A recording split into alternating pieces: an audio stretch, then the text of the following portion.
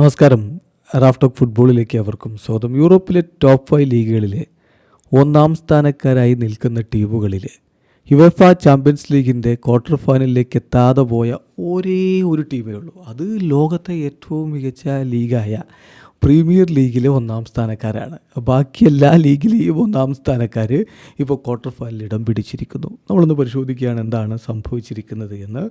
Barcelona ലാലീഗയിൽ ഒന്നാമതാണ്, അവർ quarter ഫൈനലിൽ. Bayern Munich ലാലീഗയിൽ ബുണ്ടസ് ലീഗിൽ ഒന്നാമതാണ്, അവർ quarter ഫൈനലിൽ. PSG ലീഗ് 1 ഒന്നാമതാണ്, അവർ ക്വാർട്ടർ ഫൈനലിൽ. ഇൻ്റർ മിലാൻ സീരിയയിൽ ഒന്നാമതാണ്, അവർ ക്വാർട്ടർ ഫൈനലിൽ. ലിവർപൂൾ ഇംഗ്ലീഷ് പ്രീമിയർ ലീഗിൽ ഒന്നാമതാണ്, അവർ റൗണ്ട് ഓഫ് 16 പൊട്ടി പുറത്തായിരിക്കുന്നു. ലീഗ് ഘട്ടത്തിൽ ഒന്നാമതെന്ന ടീമാണെന്ന കാര്യം കൂടി ഓർക്കുക. ഇപ്പോൾ ലീഗ് 1 എന്ന് പറയുമ്പോൾ പലർക്കും ഒരു പുച്ഛമാണ്. പക്ഷേ ആ ലീഗുകളിൽ ഒന്നാം സ്ഥാനക്കാരാണ് ലോകത്തെ ഏറ്റവും മികച്ച ലീഗിലെ ഒന്നാം സ്ഥാനക്കാരെ പുറത്താക്കിയിരിക്കുന്നത്. PSG അനായാസം കുതിക്കുകയാണ് ലീഗ് 1, സംശയമൊന്നുമില്ല. 25 കളികളിൽ നിന്ന് 65 പോയിൻറ്റോടെ അവർ ഒന്നാമത്. മാഴ്സയ്ക്ക് 25 കളിൽ 49 പോയിൻ്റുള്ള അവരാണ് രണ്ടാമത്. വലിയ വ്യത്യാസം അവിടെയുണ്ട്. അതാണ് ഇതേ അവസ്ഥയൊക്കെ തന്നെയാണ് ഇപ്പോൾ പ്രീമിയർ ലീഗിലും സംഭവിച്ചുകൊണ്ടിരിക്കുന്നത് എന്നുള്ളത് നമുക്കെല്ലാവർക്കും അറിയാം. പ്രീമിയർ ലീഗിൽ ഇപ്പോൾ മികച്ച രൂപത്തിൽ മുന്നോട്ട് പോയിക്കൊണ്ടിരിക്കുകയാണല്ലോ ലിവർപൂൾ ചെയ്യുന്നത്. 29 കളിൽ നിന്ന് 70 പോയിൻ്റ് അവർക്കുണ്ട്.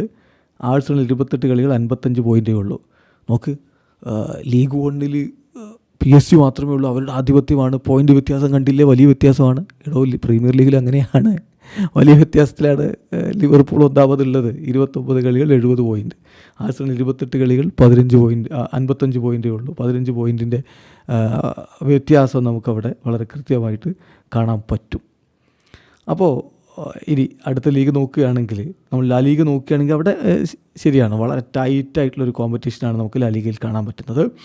26 കളികൾ 57 പോയിൻറ്റ്, ബാഴ്സ ഒന്നാമത്. 27 കളി 57 പോയിൻറ്റ്, റയൽ രണ്ടാമത്. 27 കളി 56 പോയിൻറ്റ്, അത്ലറ്റിക്കോ മാഡ്രിഡ് മൂന്നാമത്. ഏതായാലും ബാഴ്സ ഒന്നാം സ്ഥാനക്കാരാണ്.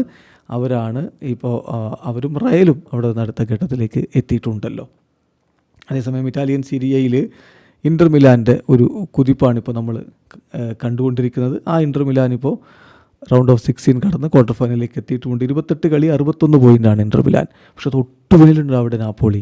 28 കളി അവർക്ക് 60 പോയിൻ്റ്. അപ്പോൾ അവിടെയും ഒരു ടൈറ്റ് കോമ്പറ്റീഷനാണ് നമുക്ക് കാണാൻ പറ്റുക. ബുണ്ടസ് ലീഗയുടെ ഒരു കാര്യത്തിലേക്ക് നമ്മൾ വരുമ്പോൾ അവിടെ പതിവ് പോലെ തന്നെ നമ്മുടെ ബയേൺ മ്യൂണിക്ക് ആധിപത്യം പുലർത്തുന്നുണ്ട്. കാരണം ഇപ്പോൾ കഴിഞ്ഞ സീസണിൽ പക്ഷേ അങ്ങനെയല്ല കാര്യങ്ങൾ. ഇത്തവണ അവർ തന്നെ മുന്നോട്ട് കുതിക്കുന്ന കാഴ്ചയാണ് കാണുന്നത്. ലെവർക്യൂസിനെ അവർ തകർക്കുന്നതും നമ്മൾ റൗണ്ട് ഓഫ് 16 കണ്ടു.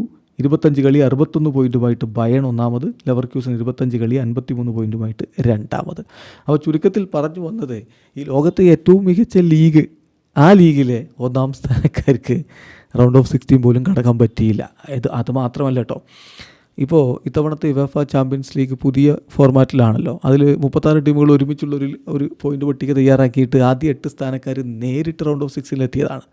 9ാം സ്ഥാനം മുതൽ 24ാം സ്ഥാനം വരെയുള്ള ടീമുകൾ പ്ലേ ഓഫ് കളിച്ചിട്ടാണ് വന്നത്.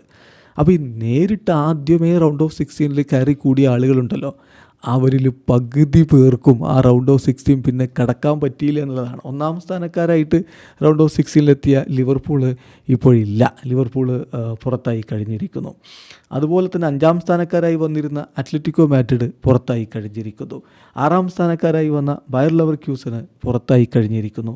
7ാം സ്ഥാനക്കാരായി വന്ന ലില്ലി എസ്സി പുറത്തായി കഴിഞ്ഞിരിക്കുന്നു. അപ്പോൾ ആദ്യ 8 സ്ഥാനം പിടിച്ചവർ പലരും പുറത്തായി, പകുതി പേരും പുറത്തായി എന്നുള്ളതും ഇത്തവണത്തെ UCLൻ്റെ ഒരു പ്രത്യേകതയാണ്. വീഡിയോ അവസാനിക്കുന്ന ഫുട്ബോൾ ലോകത്തെ കൂടുതൽ വിശേഷങ്ങളുമായി റാഫ് ടോക്സ് എത്താം.